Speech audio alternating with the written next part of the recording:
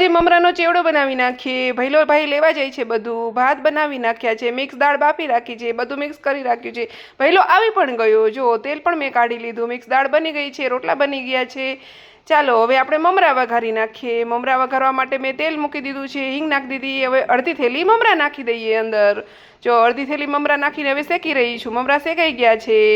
Hi hello કરી રહી છું। હવે અમારું હથિયાર લેવા પણ ઉપર ચડી ગઈ છું, તળવા માટે જોશે। જો મમરા બધા પૌવા દેખાડી રહી છું તમને।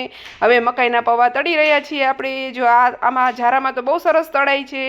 હવે ચોખાના પૌવા તળી રહ્યા છીએ, એ પણ તળાઈ ગયા। એમાં હળદર થોડી નાખી દઈએ, વ્હાઈટ છે એટલે। હવે મમરાની અંદર મિક્સ કરી દઈએ। હવે આ સળી પણ તળી લઈએ, બટેકાની વેફર પણ તળી લઈએ, બધું મિક્સ કરી લઈએ।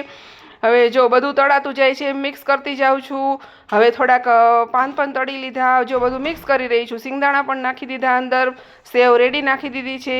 હવે બધું મિક્સ કરી લઈએ। પછી આમાં ચેવડાનો મસાલો પણ મિક્સ કરી દઈએ। જો ચેવડાનો મસાલો મિક્સ કરી રહી છું, સરસ મિક્સ થતું, હાથેથી નથી કરવું કીધું, હવાઈ જશે। હવે હિતાંશુ આજે આવ્યો નહીં એટલે મેં એને બોલાવ્યો, ચાલ ચાખવા માટે ચાલ। એટલે એને મેં ચાખ્યું, ભૈલાએ પણ ચાખ્યું, કેમેરામેને। પછી અમે ચાખી લીધું બધાએ। બહુ સરસ બન્યું છે, બધી રસોઈ પણ થઈ ગઈ છે। લાઈક શેર સબસ્ક્રાઈબ કરો। હવે અમે જમી લઈશું। બાય બાય, આવજો।